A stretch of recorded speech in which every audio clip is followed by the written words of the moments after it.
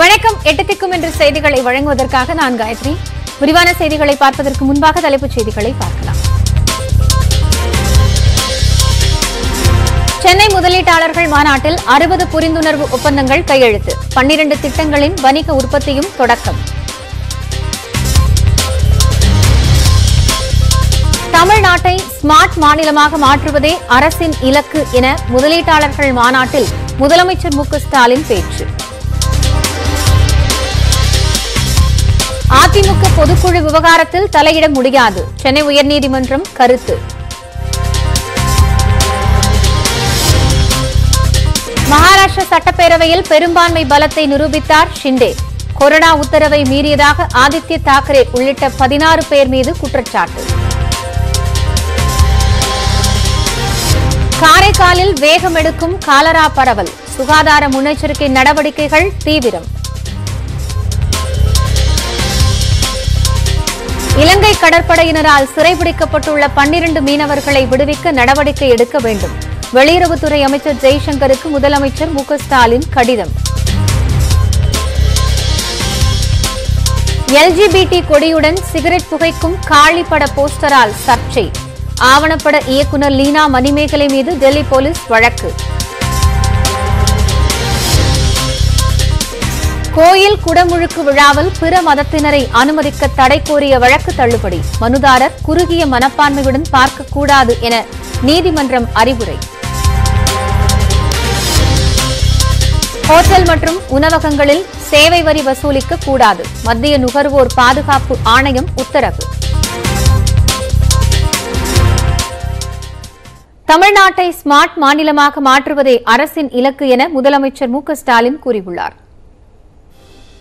தமிழ்நாட்டில் முதலீடுகளை ஈர்க்கும் வகையில் மாநில அரசு பல்வேறு நடவடிக்கைகளை மேற்கொண்டு வருகிறது. அந்த வகையில் சென்னை நுங்கம்பாக்கத்தில் 6வது உலக முதலீட்டாளர் மாநாட்டை முதலமைச்சர் மு க ஸ்டாலின் தொடங்கி வைத்தார். அதில் 1.25 லட்சம் கோடி ரூபாய் முதலீட்டில் 60 நிறுவனங்களுடன் புரிந்துணர்வு ஒப்பந்தம் செய்யப்பட்டது. இதன் மூலம் 74,898 புதிய வேலைவாய்ப்புகள் ஏற்படுத்தப்படும் என தெரிவிக்கப்பட்டுள்ளது. மேலும் 21 நிறுவனங்களில் 22,252 கோடி ரூபாய் மதிப்பீட்டில் 17,654 பேருக்கு வேலைவாய்ப்பு அளிக்கக்கூடிய திட்டங்களுக்கு அடிக்கல் நாட்டப்பட்டது. இது தவிர பணிகள் நிறைவடைந்துள்ள 1,497 கோடி ரூபாய் மதிப்பீட்டில் 7,050 பேருக்கு வேலைவாய்ப்பு அளிக்கக்கூடிய 12 நிறுவனங்களின் திட்டங்களையும் தொடங்கி வைத்தார். இப்போது மாண்புமிகு தமிழ்நாடு முதலமைச்சர் அவர்கள் புதிய தொழில் முனைவோருக்கான TN Pitch Fest நிகழ்வை தொடங்கி வைப்பார்கள்.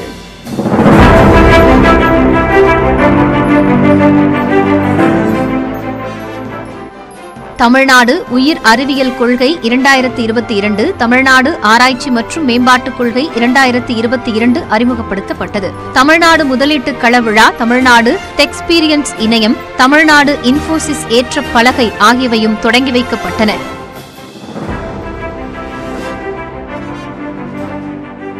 மாண்புமிகு தமிழ்நாடு முதலமைச்சர் அவர்கள் இத்திட்டத்திற்கு அடிக்கல் நாட்டுவார்கள்.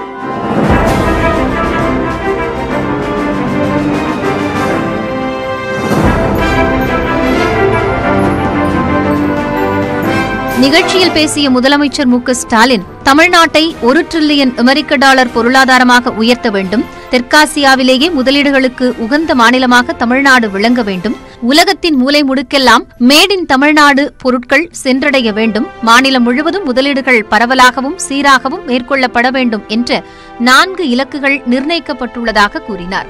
தமிழ்நாட்டை ஸ்மார்ட் மாநிலமாக மாற்றுவதே அரசின் இலக்கு என்றும் முதலமைச்சர் தெரிவித்தார்.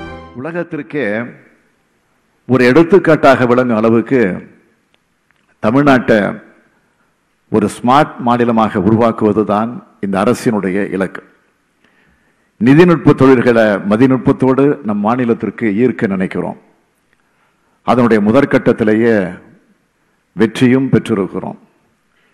இன்றைய தினம் இங்கே 11 நிதிநுட்ப திட்டங்களுக்கு நிறுவன புரிந்துணர்வு ஒப்பந்தங்கள் மேற்கொண்டிருக்கிறோம்.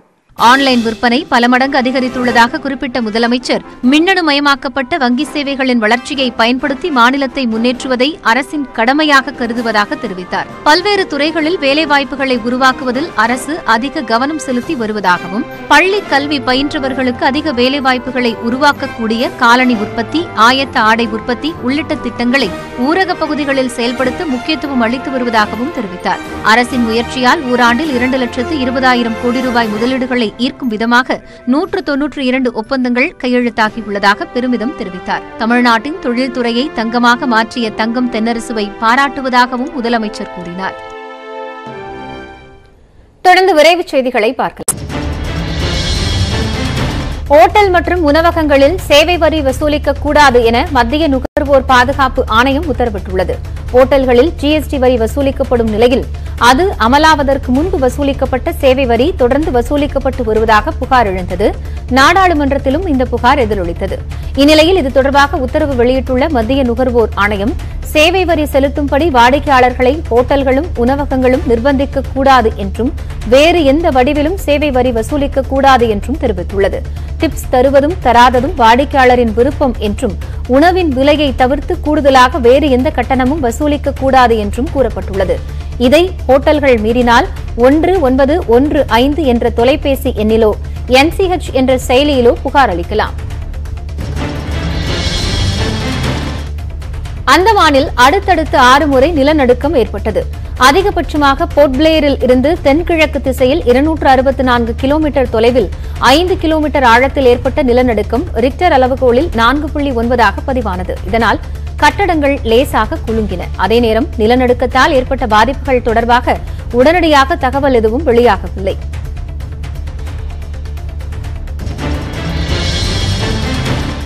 ஆந்திராவில் சுதந்திர போராட்ட வீரரின் மகளின் பாதம் தொட்டு பிரதமர் மோடி ஆசீர்வாதம் பெற்றார். சுதந்திர போராட்ட வீரரான அல்லூரி சீதாராமராஜுவின் 125வது பிறந்தநாளையொட்டி பீமாவரத்தில் அவருக்கு வெண்கல சிலை அமைக்கப்பட்டுள்ளது. அதனை பிரதமர் மோடி திறந்து வைத்தார். இந்நிகழ்ச்சியில் ஆந்திர முதலமைச்சர் ஜெகன்மோகன் ரெட்டி உள்ளிட்டோர் பங்கேற்றனர்.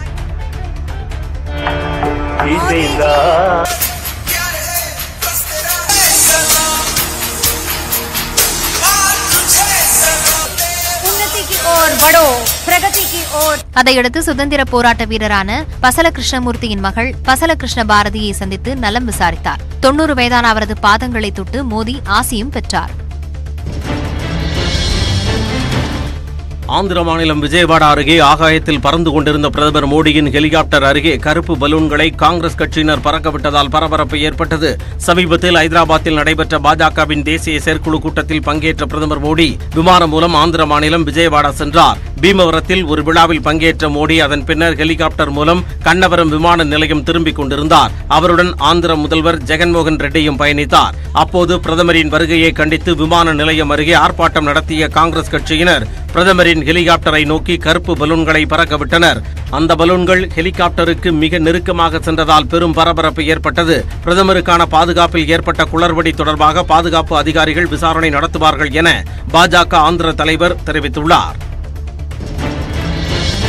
கர்நாடகாவில் காவல் உதவி ஆய்வாளர் நியமன முறைகேடு வழக்கில் ADGP அம்ரித் பால் கைது செய்யப்பட்டிருப்பது பரபரப்பை ஏற்படுத்தியுள்ளது.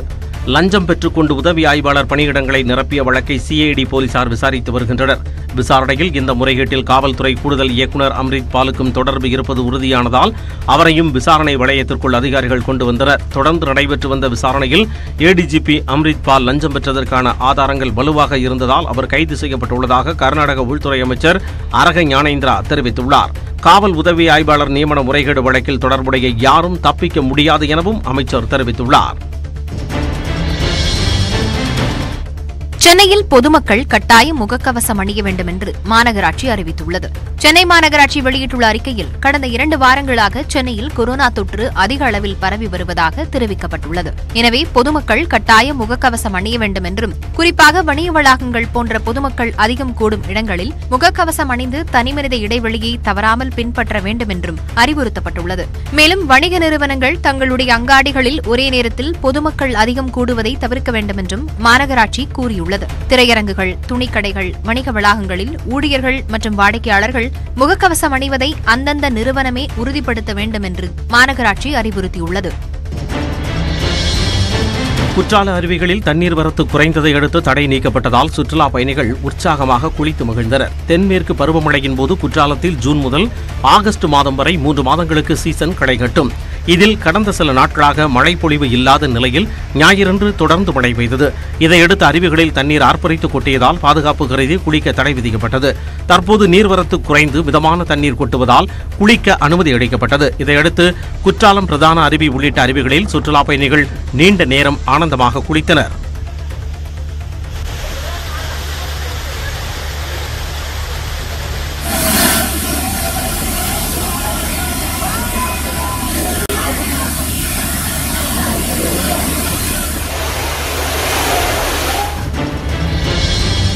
இயக்குனர் எஸ். ஏ. சந்திரசேகர் தனக்கு 80 வயது நிறைவடைந்ததைத் தொடர்ந்து திருக்கடையூர் ஸ்ரீ அபிராமி உடனாகிய ஸ்ரீ அமிர்தகடேஸ்வரர் கோயிலில் சிறப்பு யாகம் செய்து வழிபாட்டில் ஈடுபட்டார். மனைவி சோபனாவுடன் வந்திருந்த எஸ். ஏ. சந்திரசேகர் ஆயுள் விருத்தி வேண்டி புனித நீராடி பின்பு யாகம் செய்தார். தனது மகனும் நடிகருமான விஜயின் பெயரிலும் சிறப்பு பூஜை செய்தார். தொடர்ந்து கோயில் வளாகத்தில் இருந்த பக்தர்களுக்கு எஸ். ஏ. சந்திரசேகர் அன்னதானமும் வழங்கினார். உதகை கல்லட்டி சாலையில் தடையை மீறி செல்லும் வாகனங்களை போலீசார் தடுத்து நிறுத்தி ஓட்டுநர்களை எச்சரித்து திருப்பி அனுப்புகின்றனர். கடந்த 2 நாட்களுக்கு முன் உதகை கல்லட்டி மலைப்பாதையில் சுற்றுலா வாகனம் விபத்துக்குள்ளானதில் ஒருவர் உயிரிழந்தார். கல்லட்டி மலைப்பாதையில் வெளியூர் வாகனங்கள் செல்ல அனுமதி மறுக்கப்பட்டுள்ள நிலையில் அங்கு நிகழ்ந்த விபத்திற்கு பிறகு காவல்துறையினர் கடுமையான கட்டுப்பாடுகளை விதித்துள்ளனர். அதனையும் மீறி குறுக்கு வழியில் மலைப்பாதையில் இணையும் வாகனங்களை போலீசார் தடுத்து நிறுத்தி திருப்பி அனுப்பினர். சுற்றுலா பயணிகள் உள்ளூர் வாசிகளை ஓட்டுநர்களாக பயன்படுத்துவது தெரியவந்ததை அடுத்து ஓட்டுநர்கள் கடுமையாக எச்சரிக்கப்பட்டனர். திருநெல்வேலி தாமிரபரணி ஆற்றின் கரையில் அமைந்துள்ள அழகிய கூத்தர் திருக்கோயிலில் ஆணி தேரோட்டம் வெகு விமர்சையாக நடைபெற்றது. கடந்த 26ஆம் தேதி கொடியேற்றத்துடன் தொடங்கிய ஆணி திருவிழா கோலாகலமாக நடைபெற்று வருகிறது. கடந்த 1 வாரத்திற்கு மேலாக காலையும் மாலையும் வெவ்வேறு வாகனங்களில் எழுந்தருளிய சுவாமிகள் வீதி உலா சென்று அருள் பாலித்தனர். விழாவின் முக்கிய நிகழ்வான தேரோட்டம் சிறப்பாக நடைபெற்றது. அதிகாலை திருப்பள்ளி எழுச்சி தீபாராதனையை தொடர்ந்து விழா மண்டபத்தில் சுவாமிக்கு சிறப்பு அபிஷேகம் நடைபெற்றது. அதன் பின்னர் திருத்தேர் வீதி உலா தொடங்கியது. திரளான பக்தர்கள் கலந்து கொண்டு தேரை வடம் பிடித்து இழுத்தனர்.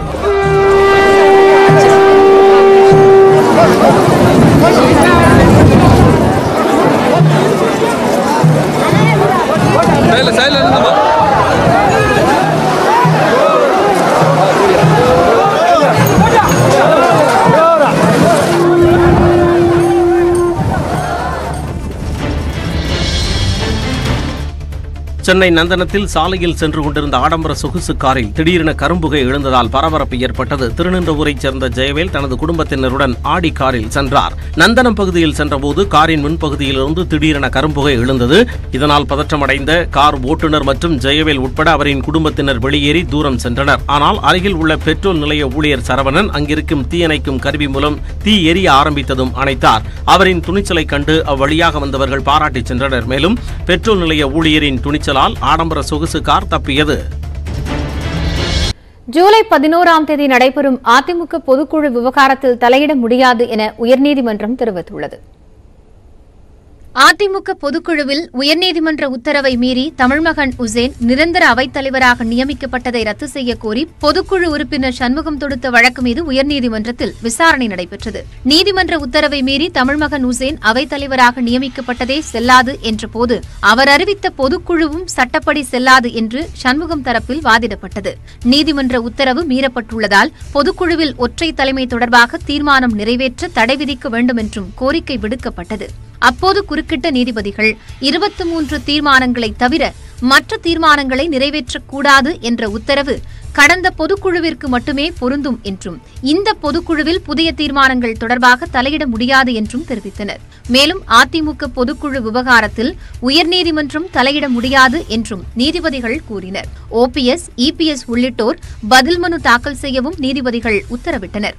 இதனிடையே அதிமுகவில் ஒற்றை தலைமை கோரிக்கையை நிராகரிக்க வலியுறுத்தி புதுக்கோட்டையில் ஓபிஎஸ் ஆதரவாளர்கள் ஆர்ப்பாட்டத்தில் ஈடுபட்டனர். அவர்கள் இபிஎஸ்க்கு எதிராக முழக்கங்களையும் எழுப்பினர்.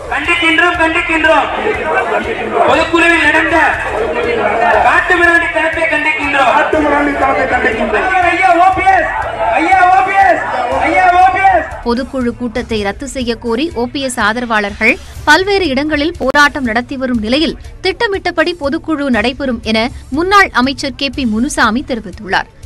திட்டமிட்டபடி வருகிற 11ஆம் தேதி ஸ்ரீவாரி வெங்கடாஜலபதி மண்டபத்தில் உறுதியாக நடைபெறும். அந்த நடைபெற்ற பின்பாக கழகத்தினுடைய பொதுச் செயலராக மாண்புமிகு எதிர்க்கட்சித் தலைவர் போற்றுதற்குரிய அன்பு சகோதரர் எடப்பாடி பழனிசாமி அவர்கள் பொதுச் செயலராக உறுதியாக வருவார்கள்.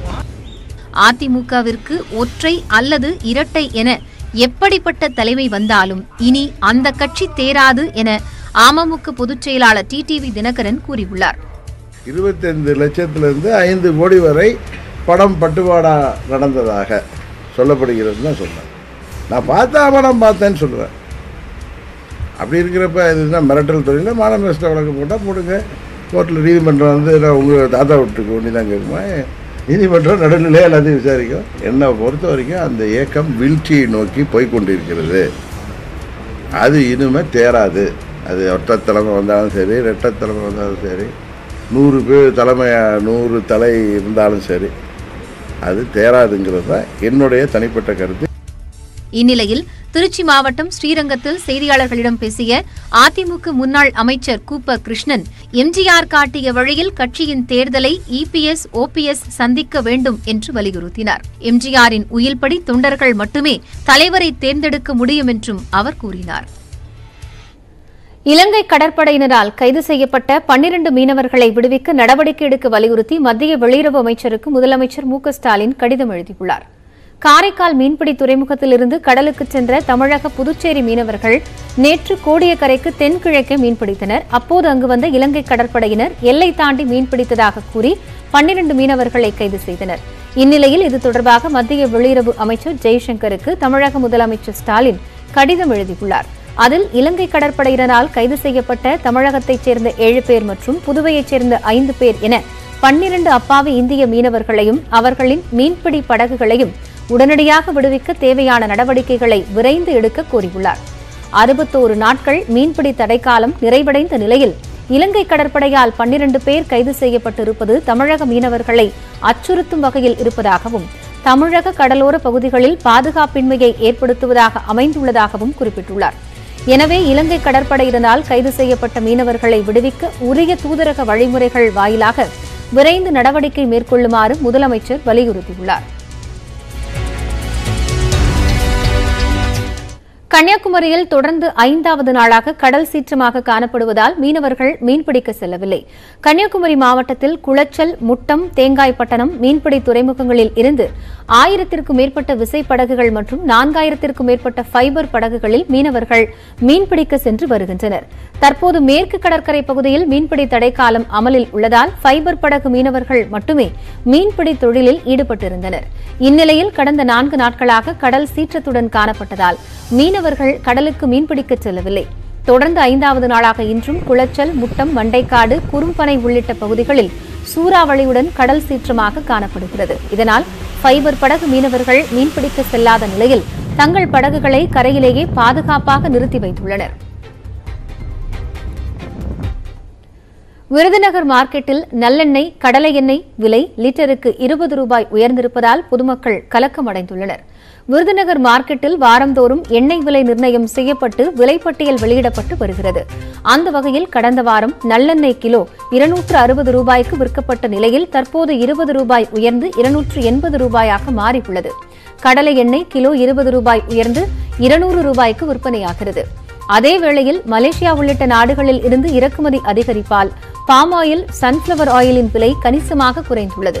பாம் ஆயில் கடந்த வாரம் 150 ரூபாய்க்கு விற்பனையான நிலையில் தற்போது 130 ரூபாயாக குறைந்துள்ளது. சன்ஃபிளவர் ஆயிலும் 20 ரூபாய் குறைந்து 170 ரூபாய்க்கு விற்பனையாகிறது. பாம் ஆயில், சன்ஃபிளவர் ஆயிலின் விலை மேலும் குறைய வாய்ப்புள்ளதாக கூறப்படுகிறது. நல்லெண்ணெய், கடலெண்ணெய் இந்த மாதிரி எண்ணெய்லாம் லிட்டருக்கு 20 ரூபா கூடிக்கிட்டே போகுது. இப்படியே கூட்டிகிட்டே போயிருந்தால் நம்ம என்ன பண்ணுறது? நாங்கள் எல்லாருமே மேக்ஸிமம் நடுத்தர குடும்பத்துலேருந்து தான் எல்லாருமே வாழ்கிறாங்க. பட்ஜெட்டும் அந்த மாதிரி தான் இருக்கும். பட்ஜெட் பொறுத்து எல்லாருமே வாழுவாங்க. இப்போ எண்ணெய் விலை கூட்டிகிட்டே போகிறது, அதை அரசு கொஞ்சம் குறைச்சா கொஞ்சம் நல்லாயிருக்கும். நார்மலாக ஒரு சின்ன பிள்ளைங்க வருங்க செய்யுங்க, அதுகளுக்கு ஒரு நம்ம ஏதாவது ஹெல்த்தியான ஃபுட் நம்ம ப்ரொவைட் பண்ணணும் அப்படின்னா கூட நம்ம ஹை அமௌண்ட் இருந்தால் நாங்கள் எப்படி எல்லாருக்கும் நம்ம ஹெல்த்தியான ஃபுட் ப்ரொவைட் பண்ண முடியும். ஸோ அதனால் அரசாங்கம் கல்லெண்ணெய் நல்லெண்ணெய் விலையை குறைச்சா கொஞ்சம் நல்லாயிருக்கும்.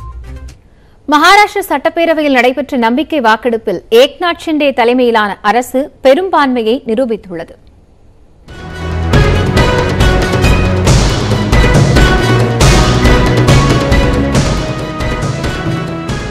உத்தவ் தாக்கரேவின் ராஜினாமாவை தொடர்ந்து சிவசேனா அதிருப்தி எம்எல்ஏக்களுக்கு தலைமை தாங்கிய ஏக்நாத் ஷிண்டே பாஜகவின் ஆதரவுடன் மகாராஷ்டிராவின் முதலமைச்சராக பொறுப்பேற்றார். அதைத் தொடர்ந்து ஞாயிற்றுக்கிழமை நடைபெற்ற சபாநாயகர் தேர்தலில் சிவசேனாவின் ராஜன் சால்வியை வீழ்த்தி பாஜகவின் ராகுல் நார்வேக்கர் வெற்றி பெற்றார். இந்நிலையில் ஆளுநரின் உத்தரவின்படி ஏக்நாத் ஷிண்டே அரசு பெரும்பான்மையை நிரூபிக்க சட்டப்பேரவையில் நம்பிக்கை வாக்கெடுப்பு நடைபெற்றது.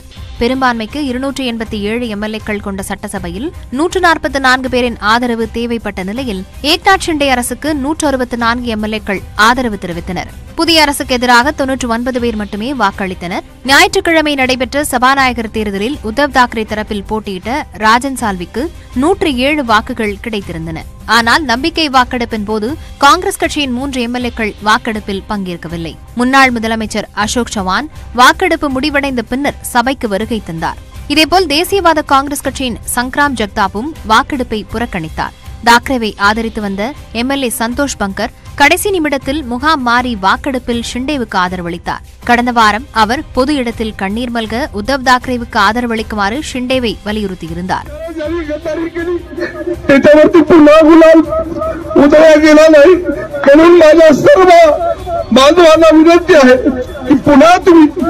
இதனிடையே ஷிண்டே தரப்பு எம்எல்ஏவாக பாரத் கோகவாலேவை சிவசேனாவின் கொறடாவாக அங்கீகரித்ததை எதிர்த்து உத்தவ் தாக்கரே சார்பில் உச்சநீதிமன்றத்தில் வழக்கு தொடரப்பட்டுள்ளது. ஷிண்டேவுக்கு ஆதரவளித்த 16 எம்எல்ஏக்களை தகுதி நீக்கம் செய்யக்கோரி தொடரப்பட்டுள்ள வழக்கும் இதனுடன் சேர்த்து வரும் 11ஆம் தேதி விசாரிக்கப்படுகிறது. ஆனால் பாரத் கோகவாலேதான் உண்மையான கொறடா என்றும் அவரின் உத்தரவை மீறி ஆதித்ய தாக்கரே உள்ளிட்ட 16 எம்எல்ஏக்களுக்கு தகுதி நீக்க நோட்டீஸ் அனுப்பப்படும் எனவும் ஷிண்டே தரப்பு தெரிவித்துள்ளது. தமிழ்நாடு உள்ளிட்ட தென் மாநிலங்களிலும் பாஜக ஆட்சியை கைப்பற்றும் என அக்கட்சியின் மூத்த தலைவரும் உள்துறை அமைச்சருமான அமித்ஷா பேசியுள்ளார். பாஜகவின் தேசிய செயற்குழு கூட்டம் கடந்த 2 நாட்களாக ஹைதராபாத்தில் நடைபெற்றது. இதில் பிரதமர் மோடி, பாஜக ஆளும் மாநில முதலமைச்சர்கள் உள்ளிட்ட ஏராளமானோர் பங்கேற்றனர். கூட்டத்தில் பேசிய அமித்ஷா, வாரிசு அரசியல் மற்றும் சாதிவரி ஆகியவை நாட்டில் முடிவுக்கு வரும்போது இந்தியா உலகிற்கே தலைமை தாங்கும் நிலைக்கு முன்னேறும் என்று கூறினார். எதிர்க்கட்சிகளால் ஆளப்படும் மாநிலங்களில் வகுப்புவாதம் மற்றும் தீவிரவாதம் தலை தூக்கி உள்ளதாக சாடினார். வளர்ச்சி மற்றும் செயல்திறன் அரசியலை மையமாக கொண்டு செயல்பட்டால் இந்தியாவில் அடுத்த 30 முதல் 40 ஆண்டுகள் பாஜகவின் சகாப்தம் இருக்கும் என்று குறிப்பிட்டார். காங்கிரஸ் சாதி அரசியல் செய்வதாக பேசிய அமித்ஷா, தமிழ்நாடு, ஆந்திரா மற்றும் கேரளா உள்ளிட்ட தென் மாநிலங்கள் மட்டுமின்றி ஒடிஷாவிலும் விரைவில் பாஜக ஆட்சியை கைப்பற்றும் என்றார். தெலங்கானா மற்றும் மேற்கு வங்கத்தில் குடும்ப ஆட்சியை ஒழித்து விரைவில் பாஜக ஆட்சி அமைக்கும் எனவும் அமித்ஷா நம்பிக்கை தெரிவித்துள்ளார். மத்திய அமைச்சர் அமித்ஷாவின் கனவு பலிக்காது என்று திமுக எம்பி TKS இளங்கோவன் விமர்சித்துள்ளார். நியூஸ் 18 தொலைக்காட்சிக்கு அலைபேசி வாயிலாக பேசிய அவர், மனிதர்களை பிளவுபடுத்தி பார்க்க முயற்சிக்கும் பாஜகவை தமிழக மக்கள் ஒருபோதும் ஏற்க மாட்டார்கள் என்றார். தென்னிந்தியாவுடைய மக்களுடைய வாழ்வியல் முறையே அமித்ஷா பாஜகவினுடைய கொள்கை முறைக்கு எதிரானது.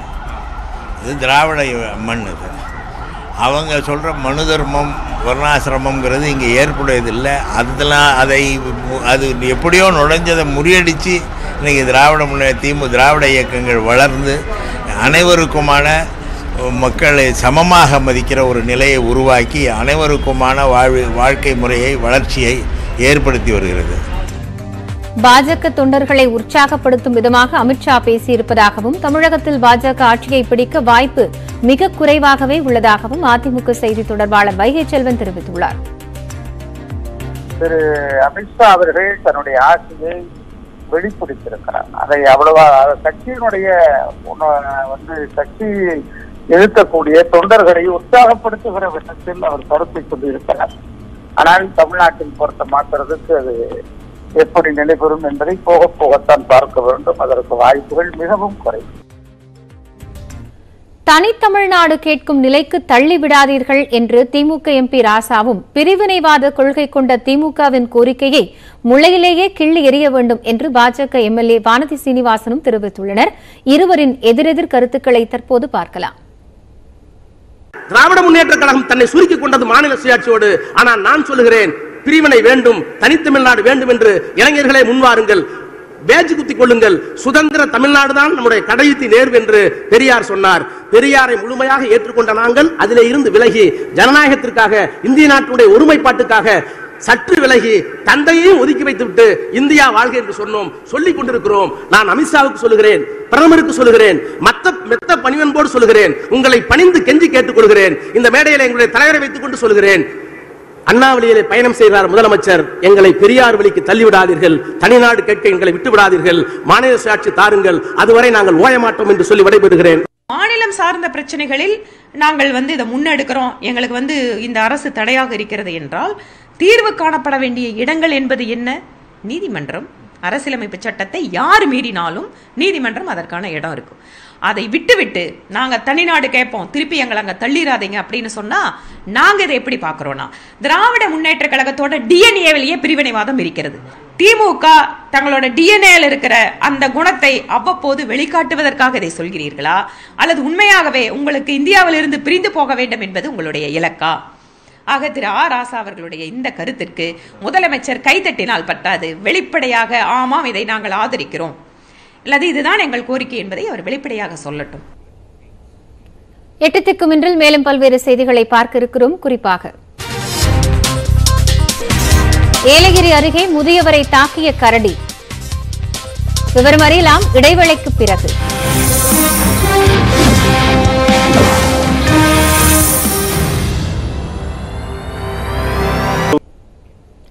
கோயில் குடமுழுக்கு விழாவில் இந்துக்கள் அல்லாதோரை அனுமதிக்க கூடாது என்ற மனுவை தள்ளுபடி செய்த உயர்நீதிமன்ற மதுரை கிளை நீதிபதி இந்துவாகிய தானும் தேவாலயம் மற்றும் தர்காவிற்கு செல்வதாக தெரிவித்துள்ளார். கன்னியாகுமரி மாவட்டம் திருவட்டாரில் உள்ள ஆதிகேசவ பெருமாள் கோயிலில் வரும் 6ஆம் தேதி நடைபெறவுள்ள குடமுழுக்கு விழாவில் இந்து அல்லாதவர்களை அனுமதிக்க கூடாது என வழக்கு தொடுக்கப்பட்டது. அந்த மனு நீதிபதிகள் PN பிரகாஷ் மற்றும் ஹேமலதா அமர்வில் விசாரணைக்கு வந்தபோது இந்துக்கள் அல்லாதோரை பிரதான விருந்தினராக அனுமதித்தால் கோயில் சடங்குகள் பாதிக்கப்படும் என மனுதாரர் தரப்பில் வாதிடப்பட்டது. தேவாலயம், தர்கா உள்ளிட்ட தலங்களுக்கு ஏராளமான இந்துக்கள் செல்லும் நிலையில் பிறரின் நம்பிக்கையில் நாம் தலையிட முடியாது என அரசு தரப்பில் தெரிவிக்கப்பட்டது. வேளாங்கண்ணி தேவாலயம், நாகூர் தர்காவிற்கு தானும் ஆண்டுதோறும் சென்று வருவதாக கூறிய நீதிபதி பிரகாஷ் அதில் எந்த பாகுபாடும் இல்லை என்று தெரிவித்தார். கிறிஸ்தவ மதத்தைச் சேர்ந்த பாடகர் ஏசுதாஸ், ஹரிவராசனம் போன்ற பல பக்தி பாடல்களை பாடியிருப்பதாகவும் இந்துக்கள் பலர் அவரின் ரசிகர்களாக உள்ளனர் என்றும் கூறினார். இந்த விவகாரத்தில் மனுதாரர் குறுகிய மனப்பான்மையை விட்டுவிட்டு பரந்த மனப்பான்மையுடன் பார்க்க வேண்டும் என்றும் அறிவுறுத்தினார். அழைப்பிதழில் அமைச்சர் மனோ தங்கராஜ் பெயர் போடப்பட்டிருந்தாலும் குடமுழுக்கு விழாவில் அரசியல் பேச மாட்டார் என கூறி நீதிபதிகள் மனுவை தள்ளுபடி செய்து உத்தரவிட்டனர். சென்னை மேயர் ராதாகிருஷ்ணன் ஹாக்கி மைதானத்தில் பார்வையாளர்கள் அமரும் இருக்கைகள் சிதிலமடைந்தும் பறவைகளின் எச்சங்கள் நிரம்பியும் காணப்படுவதாக புகார் எழுந்துள்ளது. எழும்பூரில் அமைந்துள்ள மேயர் ராதாகிருஷ்ணன் ஹாக்கி மைதானத்தில் தேசிய அளவிலான பல்வேறு போட்டிகள் நடத்தப்படுகின்றன. அத்தகைய முக்கியத்துவம் வாய்ந்த மைதானத்தில் பார்வையாளர்கள் அமரும் இருக்கைகள் போதிய பராமரிப்பின்றி காணப்படுகின்றன. இருக்கைகளில் பல உடைந்து சிதிலமடைந்திருக்கும் நிலையில் எஞ்சிய இருக்கைகளிலும் பறவைகளின் எச்சங்கள் நிரம்பியுள்ளன. இதனால் பார்வையாளர்கள் தரையில் அமர்ந்து போட்டிகளை காணும் நிலைக்கு தள்ளப்பட்டுள்ளனர். இது நியூஸ் 8 தமிழ்நாடு தொலைக்காட்சி அமைச்சர் மைதானத்தை புனரமைக்கும் பணிக்கு பட்ஜெட் ஒதுக்கப்பட்டுள்ளதாக விரைவில் அப்பணிகள் தொடங்கும் என்றும் தெரிவித்துள்ளார். ஒட்டுமொத்த அதிகாரிகளும் விரைவில் நடைபெறுகின்ற ஜூலை 28 முதல் ஆகஸ்ட் 10 வரை நடைபெற இருக்கின்ற ஒலிம்பியாட் போட்டிகளுக்கான அந்த பணியில் ஈடுபட்டிருப்பதால் இதற்கான பணிகளும் பேரிலே கவனிக்கப்பட்டு வருகிறது. விரைவிலே பணிகள் நிறைவேற்றி மைதானம் மிகச்சிறந்த மைதானமாக மாற்றுவதற்கு நடவடிக்கை உரிய நடவடிக்கையில் மேற்கொள்ளப்படும் என்று மேலும் செய்திகளுக்கு இணைந்தீர்கள். இது நியூஸ் 18 தமிழ்நாடு. இடைவேளைக்கு பிறகு தொடர்வது 30 நிமிடங்களில் 30 செய்திகள்.